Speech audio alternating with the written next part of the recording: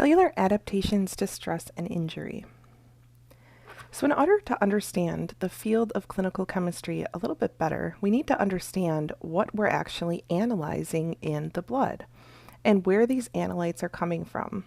So we're just going to do a brief overview of why we have these analytes in the bloodstream, where they're coming from, why we may have more or less of a particular analyte, and then we can get into the analyte specifically. So pathophysiology, the study of the disordered physiological processes associated with disease or injury. Major causes of disease include infectious diseases, which is predominantly studied in the field of microbiology, although there are some blood tests that we do in clinical chemistry that will evaluate the presence of certain infectious diseases or our immune system's response to being exposed to those infectious diseases. And then we have non-infectious diseases, diseases related to metabolic requirements, products, or failure, diseases related to genetic or molecular failures, diseases related to stress or injury, and degenerative diseases. So just a review of genetics. So person made up of cells. Inside the cells is DNA.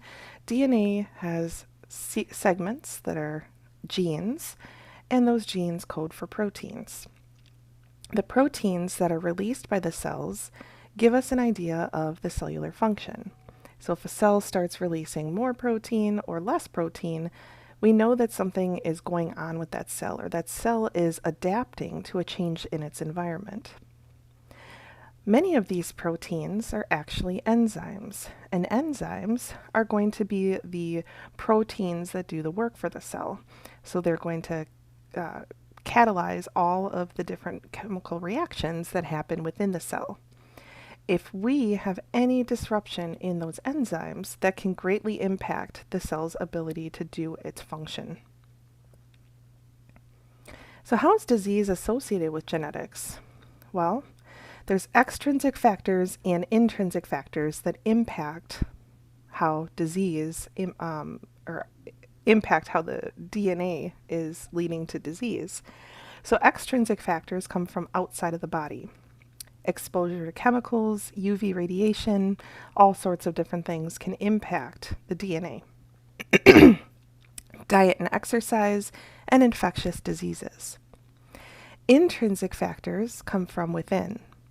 So replication mistakes, reaction with endogenous chemicals, reactive oxygen species, ROS, signals to adapt from neighboring cells. So many extrinsic and intrinsic factors can impact the function of the DNA, and that can lead to DNA damage, DNA mutation, an increase or decrease in transcription and translation. And remember, transcription and translation are the processes that lead to protein production, and also dysregulation of DNA replication. So metabolism can also lead to disease.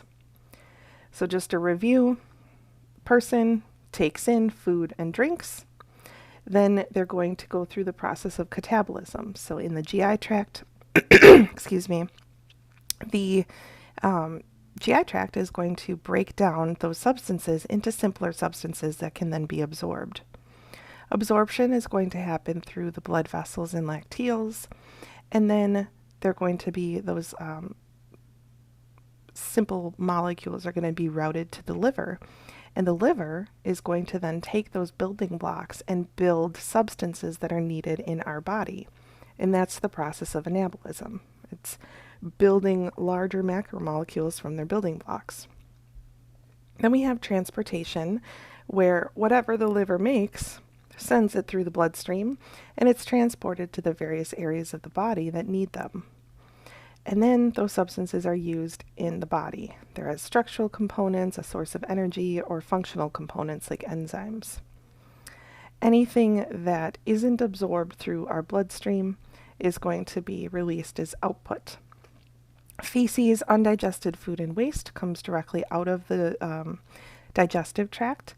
And then urine, any wastes that were in the blood, through all that transport, through the catabolism and anabolism that happens in the liver, those types of molecules are released through the urine.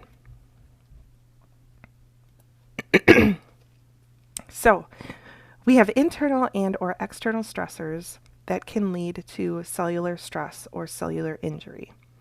When the cell is stressed or injured, it can do one of two things. It can either adapt or it dies. Sometimes when a cell is injured so badly, it can't adapt. It's just dead. So when we lead to the bottom path here, cell death, that's when stress or injury exceeds the cell's adaptive capacity. In other words, the cell was damaged too much and it cannot adapt. But many times we do have cellular adaptation. So when a cell is stressed or injured, when it receives signals from its environment, from neighboring cells, the cell can try to recover. So it can produce more or less metabolites. It can reproduce more or less. So it can make more copies of itself, or it can slow down its replication. It can alter its membrane permeability to influence cellular transport. It can increase or decrease growth and turn on or off genes. The cellular adaptation process is where we can start to get those chemicals from the bloodstream to analyze what cells are injured. For example, if a particular cell is injured, it may produce more of a metabolite, and we can pick up on that metabolite in the bloodstream. If it produces less of the metabolite, we can see a decline in that production. So we can do a blood sample, we know what a normal reference range is, and if it's producing more or less, and we know that only a particular subset of cells is able to do that, we can then relate that metabolite to the presence of cellular disease. Reproduce more or less, so that kind of goes along with the development of tumors or cancer cells. If an organ is injured, it can start to produce more copies of cells, and those copies will start to produce more of the substances that a normal cell would produce every day. So we can start to see an increase in the metabolites that are produced by that cell just because there's more cells present. Alter membrane permeability to influence cellular transport. So cells can become more or less permeable, and if they're more permeable, substances can start to leak out, or substances can be absorbed from the environment. So that can influence the substances that are remaining in the bloodstream to be analyzed by our detectors. And then turning on or off genes. When cells are stressed, sometimes they go into states where they don't want to produce certain proteins because they want to produce other proteins related to adapting to the cellular stress or cellular injury. So we can start to determine which substances are produced more or less and correlate that back to a disease state.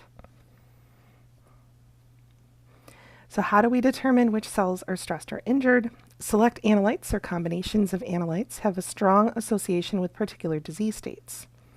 We evaluate an array of test results to localize the source of cellular injury or disease. So what are the analytes? Analytes are the chemical substances that are being identified and measured. We can identify and measure antibodies or antigens, and that's predominantly in the field of immunology, but some of our clinical chemistry analyzers do have immunology components to them, and we did cover immunology and analysis of those components.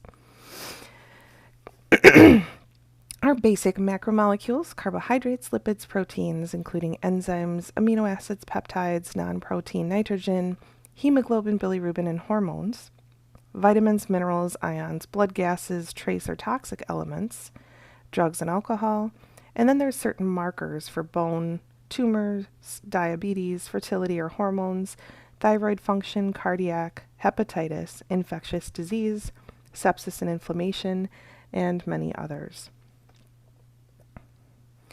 So there's a couple links here, or a link to a video, and then there's a link to the slides that correlate with that video. If you'd like to learn a little bit more information about cellular adaptation to stress or injury, please watch this supplementary video.